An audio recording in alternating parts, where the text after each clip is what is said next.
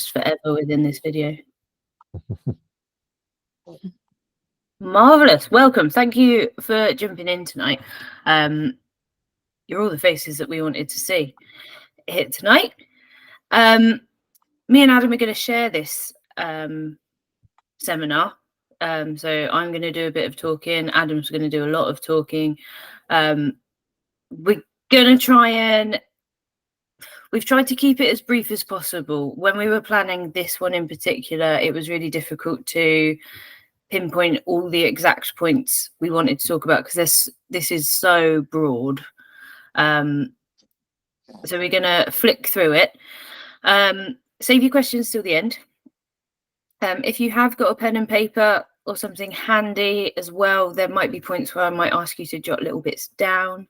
And obviously, if you've got lots of questions and certainly questions that you don't want to share with the group, ping me or Adam a text afterwards and we can pull your next goal review forward and have a bit of a more in-depth chat. Excellent. Right, we're moving on.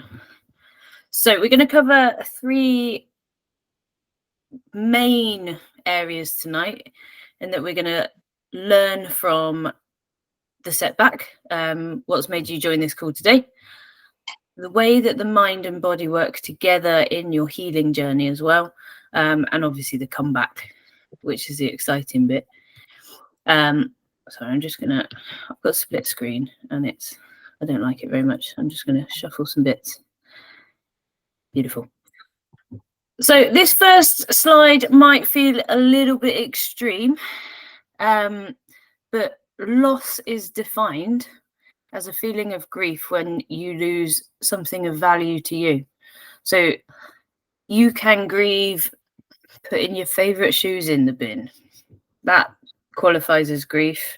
Obviously, losing a person is where we would typically reserve these words, but for your when it comes to injuries, we're looking at sometimes you might be grieving the loss of your health, your progress, or maybe in the social interactions that happen at the gym.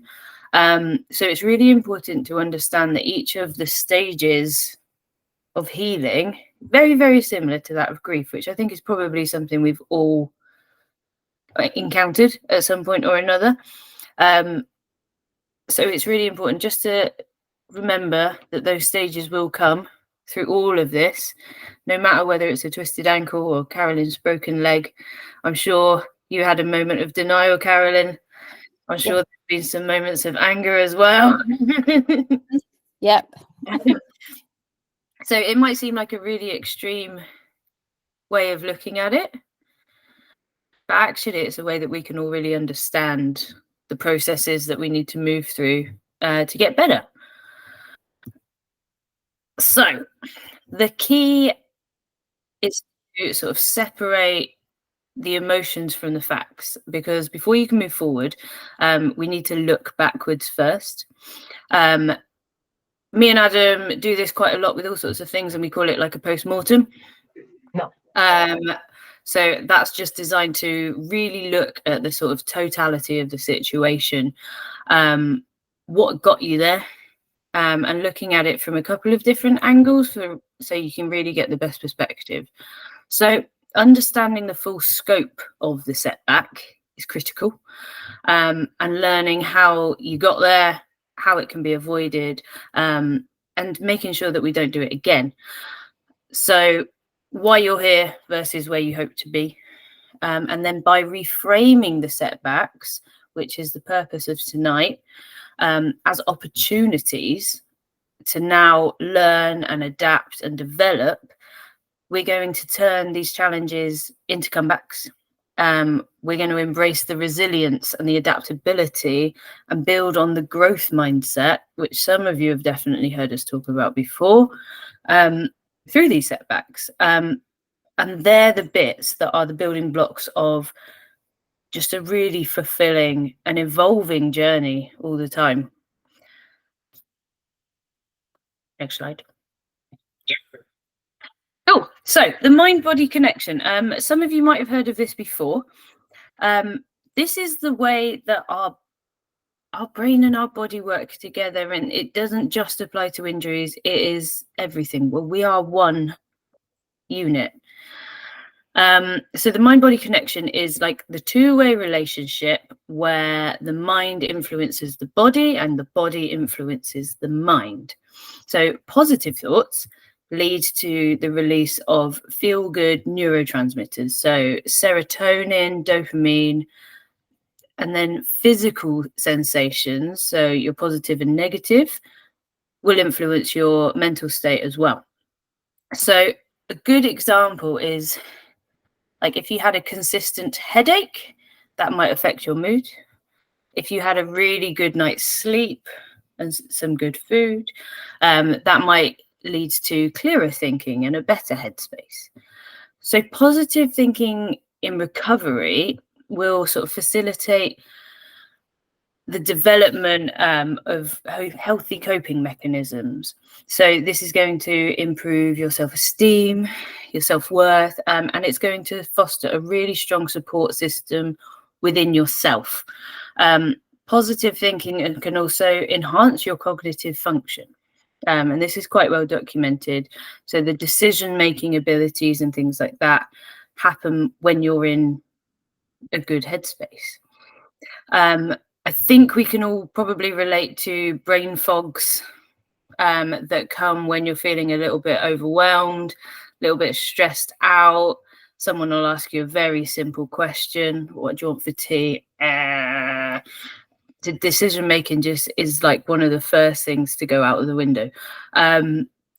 So when we focus on the positive aspects of the recovery journey, you're more likely to make a really informed and really constructive choice that is then going to align with the goals and values of your journey. Please let me know if I'm talking too fast. I really feel like I'm. So this is exactly why we celebrate bright spots each and every week, among other reasons. It just makes you a better person being happy. So negative thinking, we can't not talk about that as well. It can be really detrimental to your recovery process because it fosters feelings of hopelessness, self-doubt. People are nodding. It will exacerbate the stress levels, which makes you more vulnerable to the triggers. So when you're sort of consumed by negative thinking, you might find it challenging to then cope with this new setback, turning to the crappy food, having a bad time in other stressful situations become harder again. And this will then result in the lack of motivation for continuing to pursue your successes. I think I've had a conversation with at least everyone on this call at least once about being a little bit too stressed out at work or at home and things like that. And therefore, we're eating rubbish. We don't want to go to the gym. And that's because we've put ourselves in a cycle of thinking really negatively for a period of time that has suddenly made us make those bad decisions. So it's not you, it's her, I promise. Negative thinking often leads to isolation as well, and the withdrawal from like your positive support systems. When we're feeling completely hopeless, you're more likely to just sort of push people away, especially the ones that are trying to help you. I'm smiling because this is a conversation I've had with somebody this week about myself. So I completely understand this. And thinking negatively will have its physical manifestations as well. So things like increased heart rate, muscle tension, disturbed sleep. None of those things are helping with your injury recovery.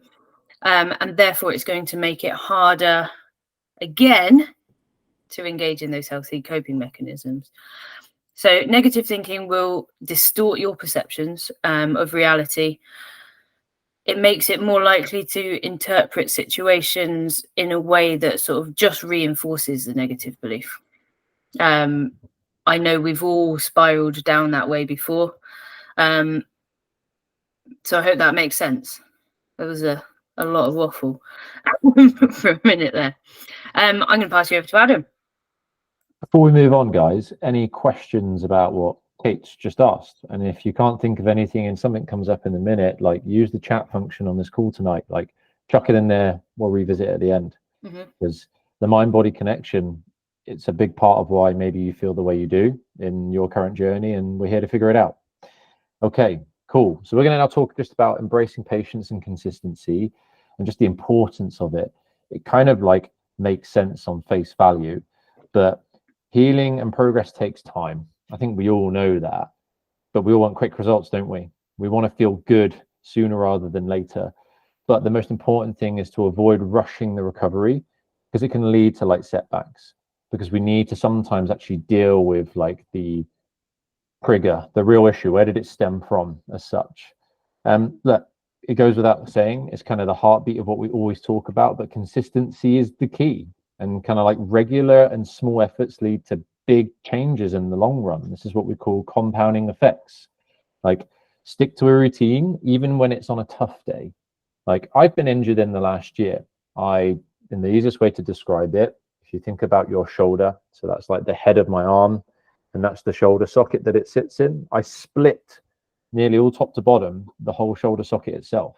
And it put me back like months behind where I wanted to be mentally and physically. And there were days where I was like, I can't be asked.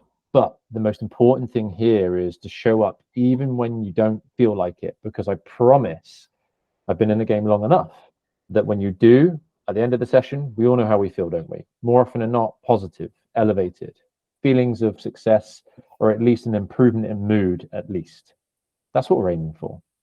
And look, try to be 1% better every day is far better than trying to take big chunks and steps forward at once. So that 1% might mean just showing up and just doing what your body allows and listening to the coach and scaling things back. Simplifying even further, maybe reducing the amount of sessions you do that week, because you need to allow your body to recover. It's about finding a balance. The next thing, like when it comes to like patience and consistency, I think it's really, really important that we all need kind of a plan, and we also need to understand where we're going. So goals are incredibly important. And you might have had big aspirations prior to your injury, but now it's time to just take a moment and pause and go, have those goals changed? Do I need to actually redefine them and think about what are the next steps so I can get back to those big ambitions? Okay, I like to call them BHAGs, big, hairy, audacious goals. Okay, so I'm sure you all have BHAGs, but we might need to actually break them down into little milestones here. So that's the key thing, is to make it manageable and actually make it like more likely that you're going to succeed. Because the facts of this, when you've got a goal that's within reach, so a small chunk of the big goal, you're more likely to do it. If you just focus on the end result, 10 times harder. So break it up. Okay. Look, mindfulness here is also super important when we're in the sort of patience and consistency mode. So like trying to stay present of where you are in your journey and not focus on the outcome too much. Like a useful tip when I'm been injured, and hopefully you can relate to this, is like, it really depends on the severity, but to sometimes have a clean slate when you come back to your journey, your health and fitness as such. Like, I'm sure you've all heard of the term that comparison is the thief of joy. Got it the wrong way around. Okay. Like the most important thing here is like nothing really positive comes out of comparing yourself what you used to be, especially if you're dealing with a big setback. Because think about it, there is nothing really you can do or control about that situation. So it's therefore much healthier to just take this approach of, I understand that these are normal emotions and they will come up to the surface at times, but this is a new slate for me. So if I turn up and I've now done 5 sessions since the injury, this is a 5-session PR, okay? Not my 100th from when I started a while ago, or my 500th. This is a new part of the journey for me. So it's about just turning it into that mindset of growth and being more, I think, realistic with the journey. I've got a question for the group, and feel free to, well, I'd love to see some videos because I won't be able to see this here, but put it in the comments, thumbs up, video on if you are, okay? Who is currently injured? I'd just love to learn within the group who they feels that are in that category. So we've got Rachel. I need to see some more videos if I can answer this question. I'm going to assume, Darren, you might be part of that group. I can't see any others. And like the next question that follows up to that, and who posted in the Primal Movement Facebook community group last Friday? Not one of you. Okay, so the reason I bring this question up, thank you, Kate, I'm glad you brought that up, is this is an example of consistent positive behaviors and habits. Okay, that positive growth mindset as such. So I'm going to all set you a challenge now. You were told to get a pen and paper or just write it on your notes on your phone, whatever works for you. But this Friday, that's in 3 days' time, okay, I want to see a bright spot from one of you. And we're going to help you in this call about how that should look and some examples of how maybe to go about that. Because there is a real strong mental reason to do that to make sure that you're successful moving forwards. Would you agree, Kate? Mm-hmm. Cool. All right. Now, look, the examples, just to finish off on being patient and consistent, is like attend your goal reviews so that you can have a really clear and manageable and realistic plan about how you're going to get back to being fully recovered. Like that's what we're here for, to help you be successful. Like maintain or build a workout schedule that you feel is realistic. Okay. Just because you're going through a tough day or you're injured doesn't mean you can't work out unless we've maybe suggested that to you, which I can tell you now, not one of you in this group has been told that. Okay. Carolyn might be the exception because she can't drive. So that's the only exception I'm going to say. But when you can drive, Carolyn, we're here. And then look, gradually increase the intensity of the workout. Don't go in the deep end. You have to be very mindful of that. And actually speak with us if you're unsure. And just regular check-ins, be it with a friend, someone in the gym, us as your coaching team, or maybe you're working with a physiotherapist. That's just really important. Cool. Over to you, Kate.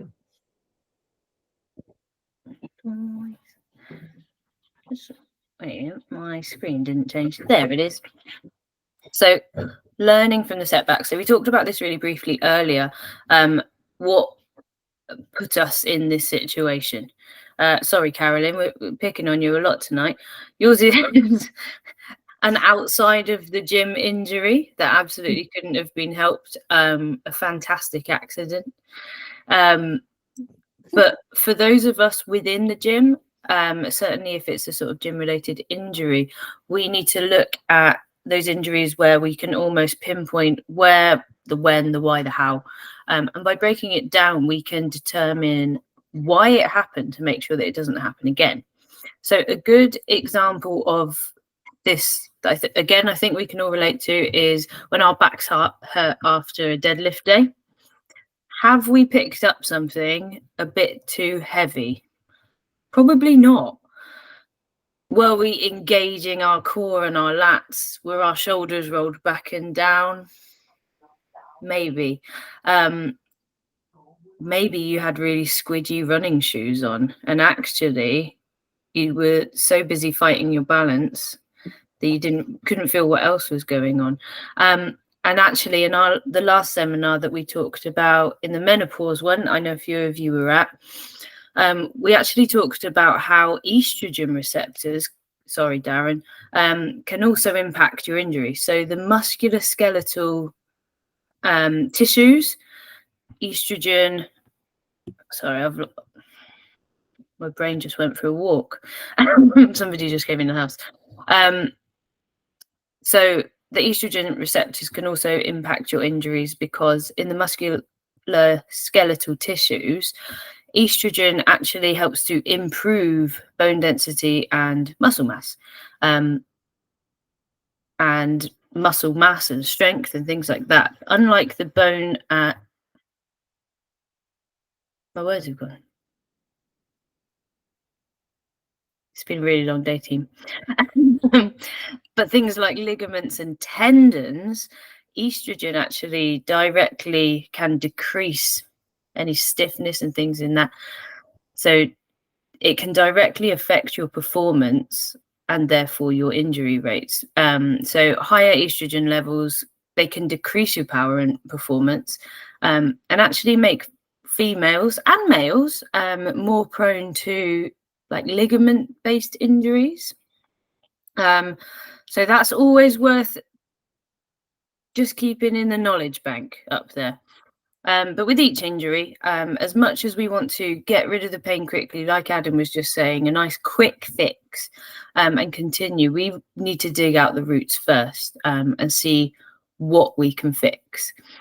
So this is where I wanted you guys to grab a pen and paper for some reflection a little bit later outside of the call, thinking about an injury that you've contended with.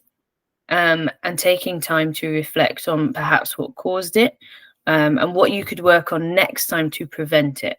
A really good example right now is a member that has suffered with some back pain. This person moves well. This person trains well. They eat well. What went wrong within the session is actually they were in a terrible mood.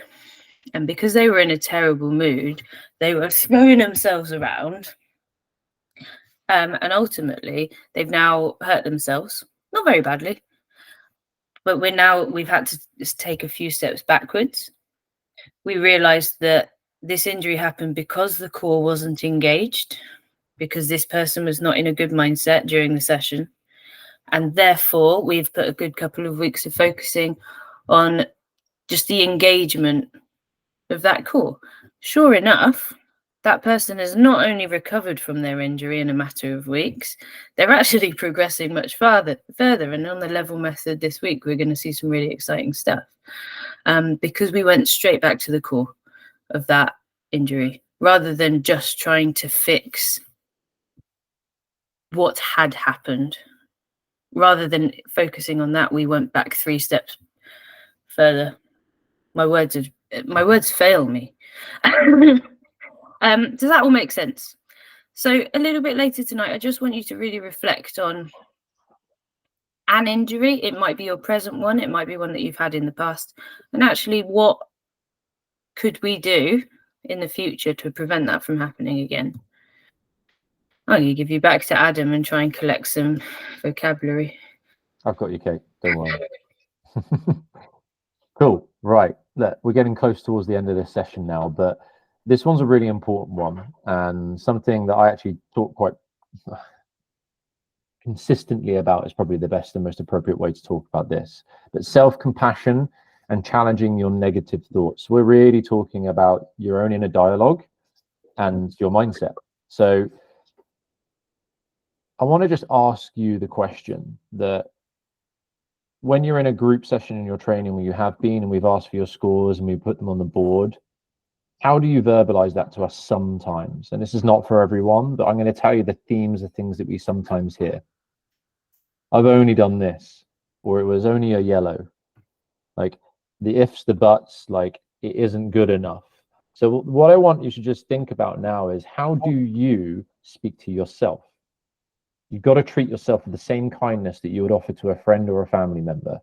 Because if you are going to build this positive growth mindset, your inner dialogue is the biggest thing and the most important thing I sometimes believe about your success for the long-term future. So pause when you recognize that that inner dialogue is negative and rephrase it. That's my top tip for you. It's not easy, but just like training a muscle, your mindset can be trained over time through practice and reps. And if you don't know why, quite simply, your habits and behaviors are quite like a neurological connection in your brain. A neuron firing to a neuron. Okay? It's actually not that, but take my word for it. And it's an electrical signal. And the more you repeat that negative inner dialogue or those thoughts or those behaviors, those actions, the stronger those signals become. And therefore, they're harder to break. But the first step in this process is just to recognize, implement with a positive inner dialogue, action, behavior, whatever it may be, and keep building on it. Practice makes perfect. It's about small monumental gains, and that's how you can eventually change it. So look, self-compassion, positive talk, incredibly important. And also like acknowledge your efforts. okay, and struggles without any judgment. Like, just be honest and actually kind to yourself about why you might be feeling that way. So look, how do you talk to yourself or others about yourself? Is it positive or is it negative?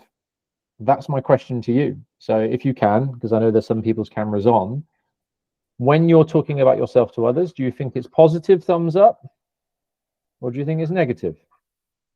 Okay, Carolyn, I love it. Kate's gone a thumbs down. This is okay, okay? And I'm sure the others will probably a mixture as well. But this is a huge part of your success moving forwards. Look, the benefits of self-compassion, it reduces, well, stress, anxiety. It does promote, like I said, those stronger connections in your brain, so resilience and perseverance in the long run. But challenging those negative thoughts is the key. So recognize, address them, pause. That's the most important thing here. And replace it with something that's positive. Don't just pause and don't do anything about it. Like, if I can't, pause can be I'm working on it. There is an option here. Maybe I just need to scale it back. Look, the practical strategies that you could implement, because that's sometimes a little bit airy and fairy to understand and not as easy to implement, but these will help build this mindset gradually. Journaling positive affirmations. Believe it or not, Bright Spot Fridays is a form of that. But for some of you that feel low and sort of down in the dumps, perhaps we need to practice this more often, because firing it once a week isn't enough. Maybe we actually need to move to working with your coach from your next goal review. And I've done that with one of you in this room. And for 30 days, you have to send me a bright spot every day, no matter how small, okay? It's got to be at least one positive. So here's an example for you. How many of you talk positively whilst you're in a workout? Thumbs up, thumbs down? Cool. I imagine it's a mixed bag. But the most important thing is when it gets tough, when you have that inner dialogue that suddenly goes negative, how you approach it needs to be pause. This is okay. This is a good thing for me, because through hardship normally comes growth and a positive outcome. And look, seeking support from friends, family, and even therapists or your coaches. Look, that's what we are here to do. Okay. We can't fix all of your life, but we'll help you fix your health and fitness. So building a positive mindset, that you just need to understand where you're coming from. And I want to finish off this slide and then hand it back to either myself or Kate. I can't remember what's coming up next. I'm sure Kate will tell me. Is like where you're currently at when it comes to like the mindset levels. Some of you may have heard of me speak about this. Cool. I'm just seeing a note that came up. And thumbs up, thumbs down to this question. Has anybody heard of the 5 levels of mindset? I'm just going to give you the headlines. It's called the victim, the pessimist, the optimist, the realist, and the warrior state. I know Kate has. Cool. Just listen to me for the next 60 seconds. And all I want you to take from this piece is quite simply this. Where do you think you default as a mindset level more often than not? And the reason I actually ask you that is because the first stage here to improving it is to really understand where you are starting and just recognize maybe the behaviors and traits that you have. So here it is. The victim, you feel powerless. You blame external circumstances for your situation. More often than not, it's not your fault. Well, that's at least how you see it. It's out of your control. So that's the victim mindset. And I like to describe this as you have a angel and devil on your shoulder. The devil is 100% in control. There is no positive talk from that angel at this point. But you can only go up from here. And the next level up is the pessimist. You kind of take action, but you focus on the negatives and you only see problems, nothing really positive out of those actions. And that's quite a dangerous place to be. You're not far from the victim. But again, there are elements of the angel speaking on your shoulder, but still predominantly the devil is your advocate. And then the pessimist, like this is an improvement in the right direction. Sorry, the optimist. I've already talked about the pessimist.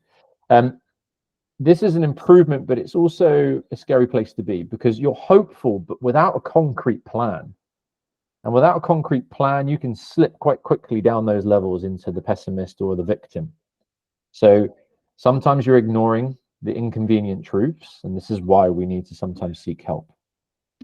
And then the realist, this is where we all want to strive to be more often than not. You see the opportunities and the challenges clearly, facing reality with a balance and courage. So there's a mixture of, more often than not, the angel speaking on your shoulder about how well you're doing. And the devil does pipe up, but you do pause and you think about it with clarity before you act or become emotional or make any decision. And then the warrior is where we really want to be, but it's not possible to be here all the time. And some of you might have experienced this at points. And that's like, for you to seek challenges for growth, you kind of embrace the hardships and you kind of see it as a personal development to a greater you. And very much in that state, there is no devil. It is purely angel speaking to you in your own inner dialogue. So Kate is very kindly just dropped a link to a podcast, which I would highly recommend in the chat. We will send it out as a follow-up, I imagine, or you can just come and ask us for it. But I want you to just pause for a moment and think, which one are you? And where do you sit more often than not? And I want to finish this off when it comes to self-compassion and challenging negative thoughts. Practice one of those things that we've talked about before, be it bright spots. You've already had the challenge this week. Journaling, okay? Seeking help from someone in your close circle. They're some of the key places to start. Cool. So, I don't know where we're at, Kate. I think this is back to you, isn't it? I do, yeah. So professional guidance. Adam's pretty much just said everything that I'm about to say, so we're going to say it twice because that way you've got to listen. So the role of professional guidance at these sticky points of our training is absolutely crucial to getting you back on track. And there's actually a number of different people that can help you with things. Adam's already talked about your close circle. So they're the people that you live with, they're your work colleagues, they're the friends that you go out and see regularly, the people that you're you surround yourself with the most. They're a really important group of people in your life, whether you like them or not. Their influence on you and your influence on them is enormous. First and foremost as well, us, your coaching team here at Primal Movement. You come to us each and every week, day, month for help. And that's exactly what we're here to do. And whilst we're not medical professionals and we can't diagnose issues and conditions very formally, we do have a wealth of experience between us. Lots of tricks up our sleeves. I think all but one of you in this call have done some form of personal training. And I know those of you that I've worked with, we've done some injury stuff and turned those around as well. So we do have plenty of tricks up our sleeve. And our role here is to support you and keep you moving within the group, within your personal training, to hold you accountable, keep you motivated, but also, what's the right word? If you were like reading a map, navigate you towards additional support that you might need. With injuries, a really good first step is actually seeing a physiotherapist, which I'm going to pass back to Adam in a second. But this is somebody that can diagnose a problem. And once we know exactly what we're up against, if something's a little bit more troublesome than we want it to be, then we can really work towards fixing it.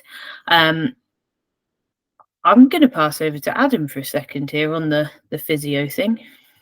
Yeah, absolutely, no problem. I'm actually just trying to out and grab a link because I came out of the blue with that. Sorry. That's fine. Guys, one of my responsibilities is within Primal Movement at the moment is to provide clear links, faster access to you being more successful. And what I mean by that is, for a long time, I've been hunting to build relationships in the local community with the likes of chiropractors, physiotherapists, sports massage therapists, you name it.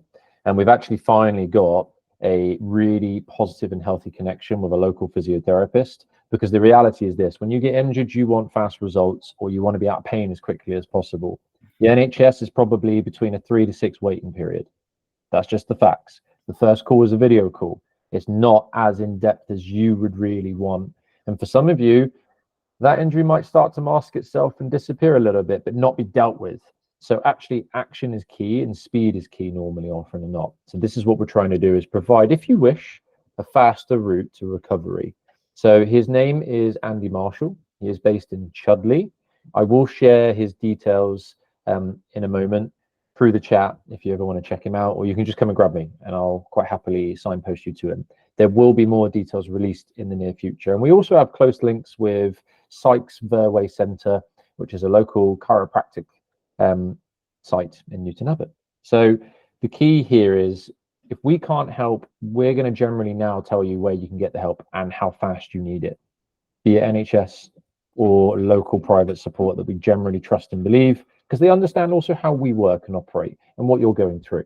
Is that fair, Kate? Yes, thank you. Cool. All right. So I think, is there any more? Yeah. Go for it. This is a mindset seminar, so ultimately injuries and illness and things like that can get sometimes we let those negative thoughts and things like that spiral to a point where we do need help. And again, the coaching team are here to help. I know I'm doing my trainee mental health stuff at the moment, but that by no means will that ever make me a professional. It just means I can give you seminars like this a little bit more often. There are incredible local groups out there, like TalkWorks and things like that, where it is free. It's very easily accessible. They don't care how big or small your problems are. They are just there to talk and listen and actually help you work through it yourself. I know for a fact as well that TalkWorks actually put on a lot of workshops. As somebody that lives with chronic illness, I go to a lot of them, but they also do just injury ones and just sickness ones as well. So it's always worth just having a little look on their website to see what they've got, because sometimes we do just need to talk, and that's okay.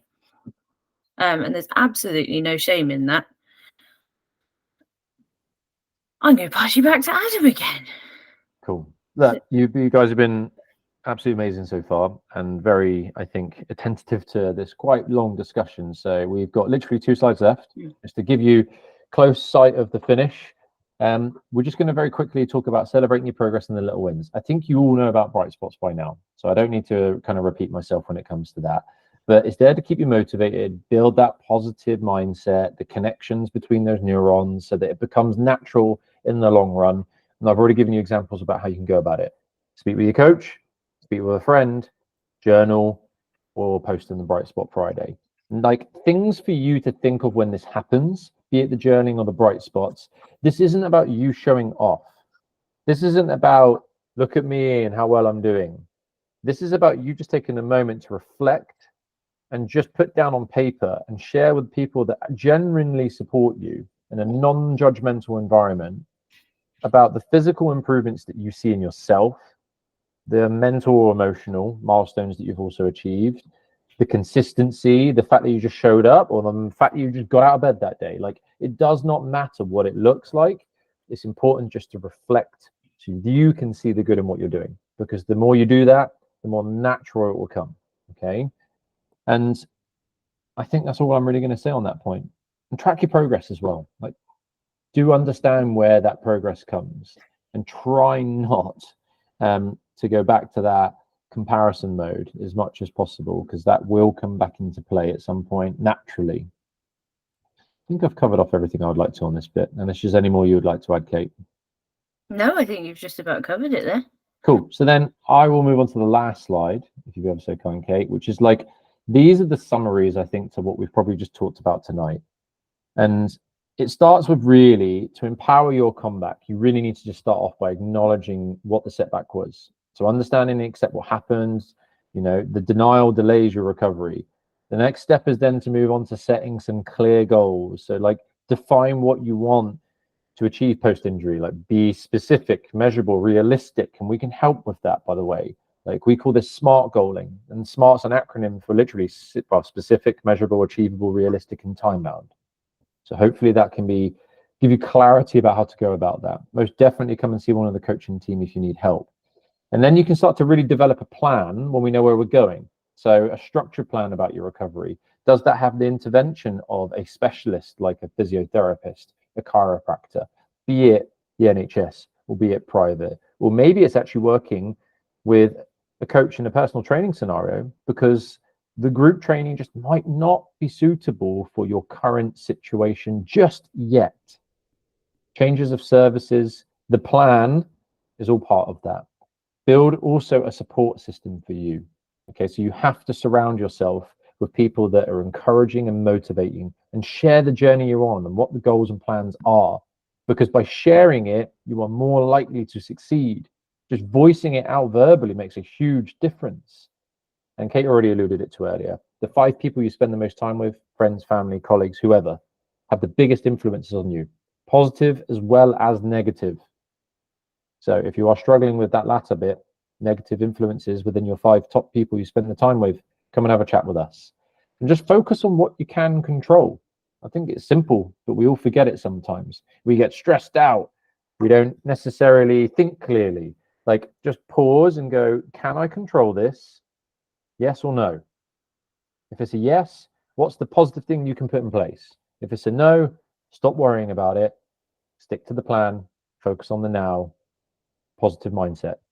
Journal. Celebrate it. Okay. No matter how small the wins are, it is important that you talk about them. And look, staying optimistic and resilient is the key to this in the end of the day. And that's what we're looking for from you guys if you want to be successful. So I think we've probably come to the end of this session now. There's nothing else I really want to sort of highlight or talk about. So we're going to open it up to you guys for more questions, and I'll hand it back to Kate in case you guys have got any. Yeah, I think this is just really your opportunity to ask any questions. I know we've talked about a lot, and some of it has been a little bit repeated as well, but that's because it's all important stuff. So if there is anything that springs to mind, you can either unmute yourself, pop it in the chat, or like we said at the beginning, if you want to talk in private, just shoot me or Adam a text. I'm going to say tomorrow now. It's bedtime. And we can get them answered. What I would do just to finish this off, just in case someone is going to come up with a conversation. Look, there's already points on the slideshow we're already presenting to you. If your next goal review is quite far away and you are generally struggling, we'll bring it forwards. Like, we'll get it done in the next few days to a week. There's always going to be a way to get that done. And if anything, before you go to bed now, maybe just write down some ideas about how you think you can take some healthy and positive steps forwards to growing a positive mindset, but also seeing some success with your recovery and your journey moving forwards. Cool. All right. On that note, I think we're done, Kate. Yeah. Thank you so much for coming, everybody. We'll see you at the beach party on Saturday. See you later, guys. Have a good evening. You won't see me, but there we go. Oh, But thank you. That was really good. Thank you. See you later. thank you.